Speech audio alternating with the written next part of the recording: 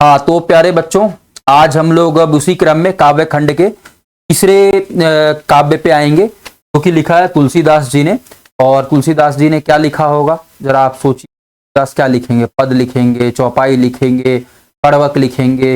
या आप जरा कमेंट बॉक्स में बताइएगा कि तुलसीदास का मुख्य विधा क्या है लिखने का। तो हम लोग स्टार्ट करते हैं। तो जैसा हम लोगों ने पहले तय किया था उसी तरीके से आप देखेंगे। तुलसीदास जी का जन्म, निधन, जन्म स्थान, माता पिता का नाम, ये इंपॉर्टेंट है, आपको मालूम होना चाहिए। दूसरा, आपको ये मालूम होना चाहिए कि उनकी मुख्य रचनाएं क्या है।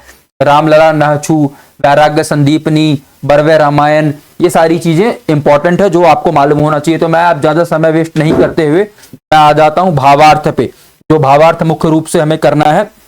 और उनकी कीर्तियों को आप लोग एक बार देख लीजिएगा, ठीक है ना, ध्यान से। तो उसमें आपको जरूरी है उनका व्यक्तित्व क्या रहा है, भक्ति काल के निर्गुण भक्ति के कवि रहे हैं, सगुण भक्ति के मालूम होना चाहिए। तो बताइए जरा, निर्गुण और सगुण भक्ति में से किसके कवि रहे हैं? ये एमसीक्यू के लिए बहुत इंपॉर्टेंट क्वेश्चन है, ठीक है। और एक यहाँ पे लाइन लिखा है, ठीक है ना। तो ऐसी इनके बारे में बहुत सारी चीजें हैं, ये आपको मालूम होना चाहिए कैसे क्या है। विश्वनाथ त्रिपाठी जी ने जो बोला है, तुलसी का काव्य मध्यकालीन उत्तर भारत का सबसे प्रामाणिक संदर्भ कोश है। उसमें तुलसी द्वारा देखा और समझा हुआ भारत मौजूद है। इसमें उसकी विषमताएं, अच्छाइयां, बुराइयां, सुख दुख भी हैं और उसकी आशा आकांक्षाएं भी मौजूद हैं। किसने कहा है? विश्वनाथ त्रिपाठी ने। स्टेटमेंट इंपॉर्टेंट है, आपको मालूम होना चाहिए कि कई बार स्टेटमेंट से क्वेश्चन पूछ देता है कि किसका स्टेटमेंट है, किसने कहा है।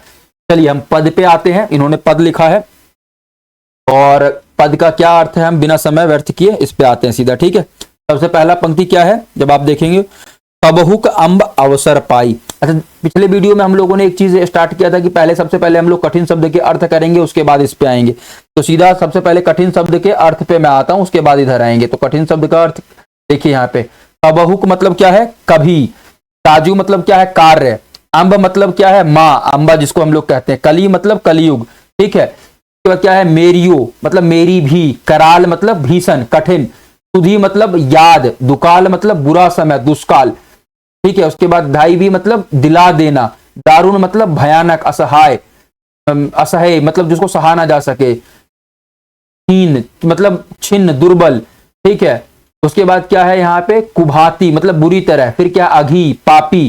कुसाजू अव्यवस्थित, ठीक है ना। उसके बाद क्या? प्रभु दासी। सिंपल है कि प्रभु की दासी। प्रभु की दासी सीता के लिए यहाँ प्रयोग किया गया है। तुलसी थोड़ा सा कहीं ना कहीं अपने आप को दास प्रथा के मानते थे, दास मानते थे भगवान के। और यही अंतर है तुलसी और सूर में। सूर अपने आप को मित्र मानते थे भगवान के। तो ये अंतर है दोनों में आपको देखने के लिए मिलेगा, ठीक है। उसके बाद क्या है? बिगाड़ियो बनी जाई मतलब बिगड़ा हुआ बन जाना। उसके बाद क्या है? हौ, हौ मतलब मैं। फिर क्या है? रिरिया मतलब रिरियाता। फिर क्या? आरी मतलब आश्रय, अड़ान।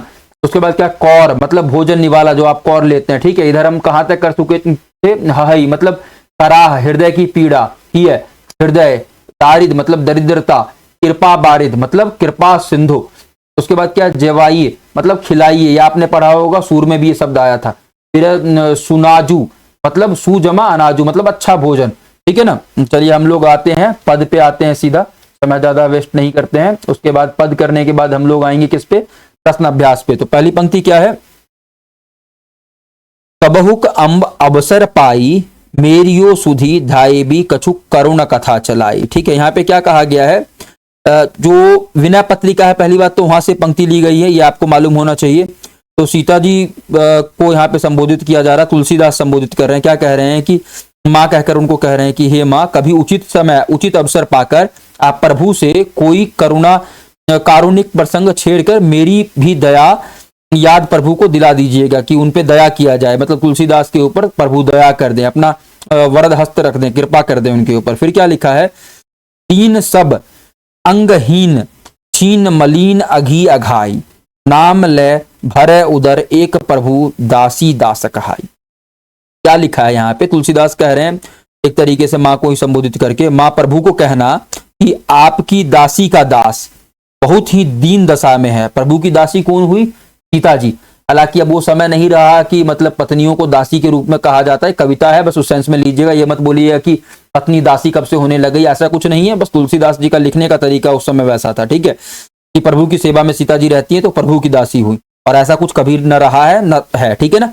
तो क्या कह रहे हैं यहाँ पे? कि दासी का दास मतलब सीता जी के जो दास हैं, ठीक है, वो बहुत ही दीन दशा में हैं। उनके अंग पर अंग भी अब ठीक से काम नहीं कर रहे, मतलब वृद्धावस्था में जा रहे हैं, उम्र बढ़ती जा रही है, शरीर सही से काम नहीं कर रहा, बहुत दुर्बल है तथा स्वच्छ भी नहीं रहते, वह पूर्णतः पापों से लिप्त हैं और आपके नाम का स्मरण करते हुए किसी प्रकार से अपने उदर को, अपने पेट को भर रहे हैं। फिर क्या लिखा है, बूझी है तो है कौन, कहीं भी नाम दशा जनाई, सुनत राम कृपालु के, मेरी बिगाड़ियों बन जाई।